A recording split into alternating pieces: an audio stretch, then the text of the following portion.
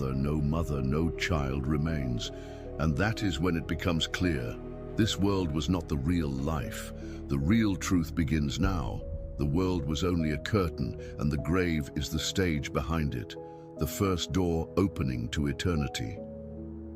Now let's come to the most mysterious part of the grave, the realm of Barzakh. When we think of the grave, we usually imagine the physical tomb.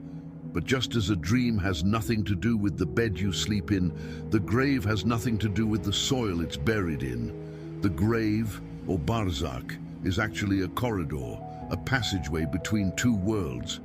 It is the bridge through which we pass into the next life. Azrail alayhi salam comes to take the soul, and from that moment, we enter what could be called a waiting place, a spiritual realm between this world and the hereafter. It is a transition from one state to another. It resembles the world we know, yet it has no sun, and still it is full of light.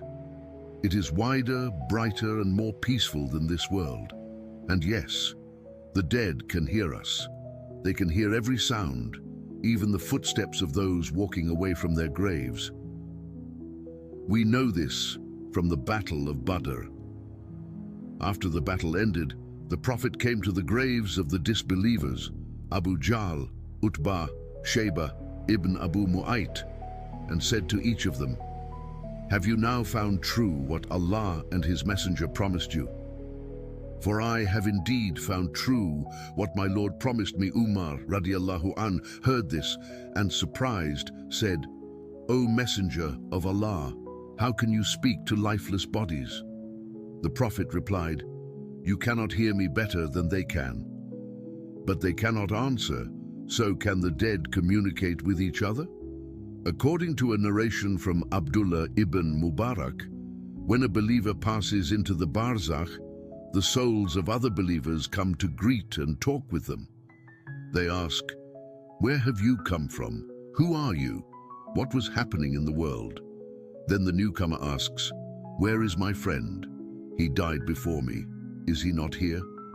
If the souls don't recognize that name, they say, "No, we haven't seen him."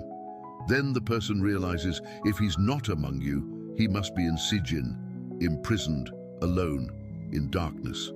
But if the soul belongs to a believer, they will meet their family and loved ones who passed before them. In this realm, they can even eat, drink, and live in peace. There are people like them there. They meet, they talk, and they continue their connection. Even more astonishing,